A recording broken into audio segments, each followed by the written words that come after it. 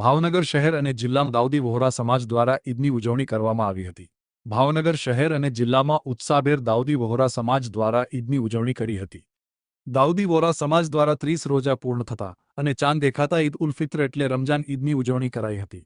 ઈદ નિમિત્તે પોતાના સગા સંબંધીઓને કબર ઉપર ફૂલ ચડાવીને રમજાન ઈદ નિમિત્તે યાદ કરીને ઉજવણી કરી હતી।